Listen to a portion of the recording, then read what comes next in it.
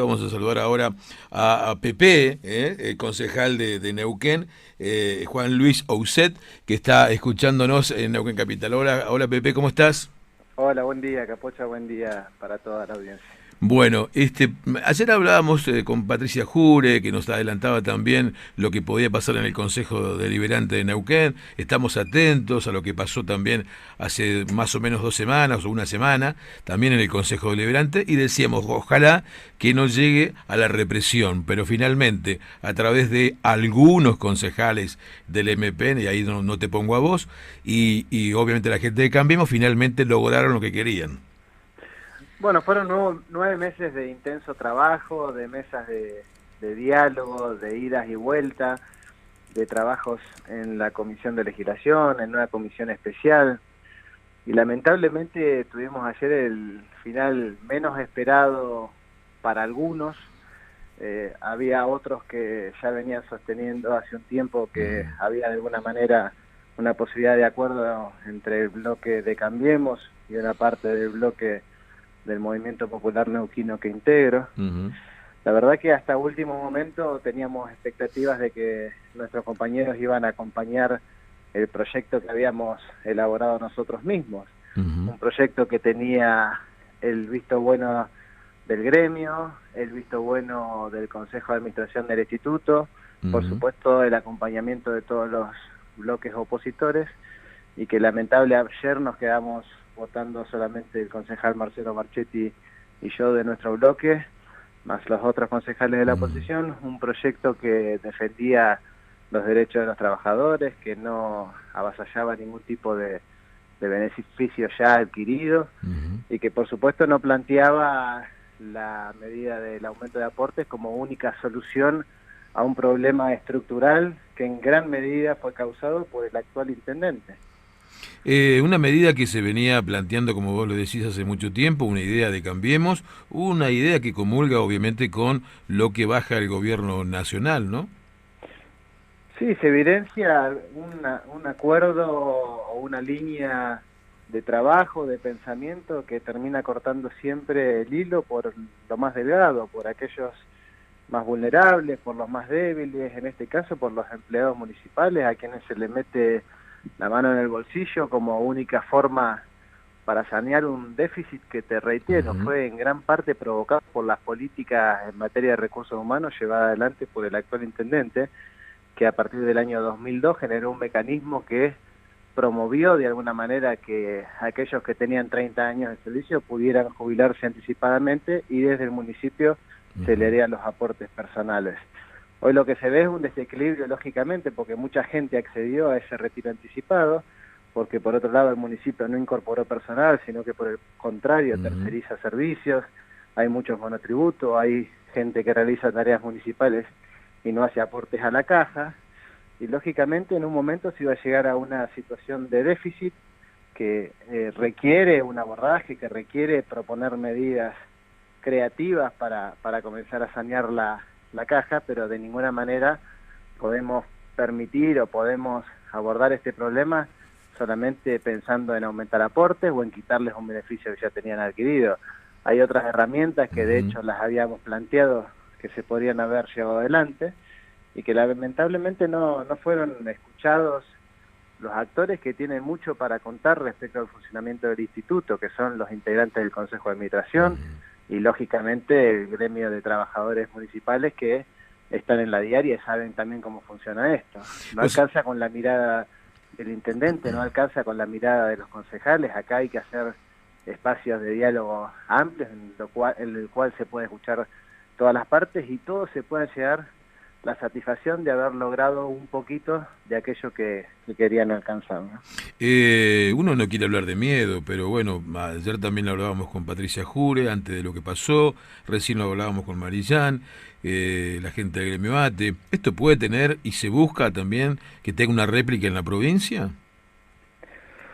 Bueno, esperemos que no, esperemos que esta línea argumental que proviene del gobierno nacional, que con la cual por supuesto hay una parte del MPN que no está de acuerdo, que no adherimos con ningún tipo de ajuste como método de resolución de los problemas financieros, que no adherimos a la filosofía del neoliberalismo a la hora de abordar los problemas de la agenda pública. Esperemos que no sigan avanzando, esperemos poner un freno desde los organismos públicos, desde los parlamentos, desde los ejecutivos, planteando medidas y propuestas alternativas que tengan que ver con otra mirada respecto de los problemas sociales, respecto de cómo abordar los problemas que tiene la gente. No siempre se solucionan cortando por aquellos que menos capacidad tienen de reclamo, como en este caso pueden ser los jubilados. Imagínense que el tema que tratamos ayer, ¿cómo no va a ser sensible a los sentimientos de los empleados? Si estamos hablando de la jubilación, Totalmente. Estamos hablando de una persona que trabajó toda su vida y que de repente están 18 personas debatiendo a ver qué van a hacer con su futuro. Entonces, primero, no los dejamos ingresar al recinto.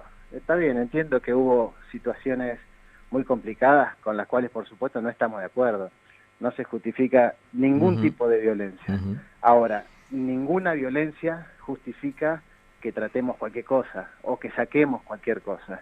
Con lo cual hay que tener un equilibrio en la mirada, hay que tener la capacidad de dialogar y de aprovechar las oportunidades de diálogo que se generan. Nosotros tuvimos 9 meses de trabajo y terminamos votando una cosa que ni yo sabía que era lo que se iba a aprobar. Es imposible no recordar, y con esta convivencia permanente de parte del gobierno de Gutiérrez, la línea azul, con el gobierno de Cambiemos, a veces uno no sabe si es Quiroga o es Gutiérrez, pero la verdad que a partir de lo que pasó también en este medio, en algún momento escuchábamos pregonar permanentemente en campaña a Chani Zapag en la defensa de los neuquinos, y después en diciembre terminó sometiéndose al mandato de Cambiemos, y esto perjudicó también a los neuquinos. Da miedo lo que viene realmente, ¿no? ¿Y sabes lo que genera? Que la gente no crea en los partidos políticos, que no crea en las personas, que no crea en la política, que piense que todos son acuerdos espurios entre 2 o 3 dirigentes o 2 o 3 personas que un día dicen una cosa y pasado mañana se les ocurre otra cosa y la dicen sin ningún tipo de vergüenza, sin ningún tipo de pudor, y piensan que todo sigue igual. Y en realidad no sigue todo igual. Y la gente, cuando uno está en la vidriera, empieza a exigir y empieza a recordarte y empieza a decirte, no, pará, vos dijiste tal cosa y estás haciendo tal otra. Y además nosotros tratamos los temas que no nos afectan a nosotros, tratamos temas que afectan a otras personas. Con lo cual tenemos que ser muy serios, muy responsables, estar preparados, leer, escuchar, atender, recibir a la gente, estar en permanente contacto con lo que pasa en la realidad y no sentarnos en una silla y olvidarnos de todo lo que nos dijeron durante toda nuestra vida para quienes estamos en la parte pública.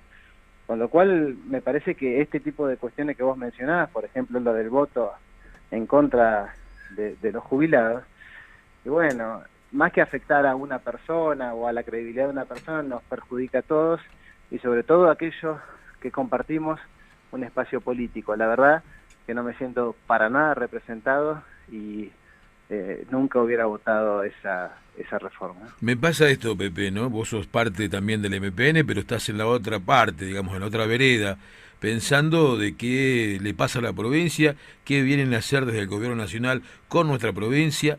Repito la palabra convivencia, de que parece que solamente interesa Vaca Muerta, no solo para el gobierno nacional, sino hay empresas también internacionales que están, obviamente, y países que están pensando en Vaca Muerta ahora. Eso no está reflejado hoy en la provincia de Neuquén, ¿no? Hoy se acuerdan que hay que poner el gas, hoy se acuerdan, obviamente que se entiende que es una campaña política, pero hoy se acuerdan de tantas cosas, y la verdad que Vaca Muerta no está reflejado, como decía, en hechos reales en toda la provincia.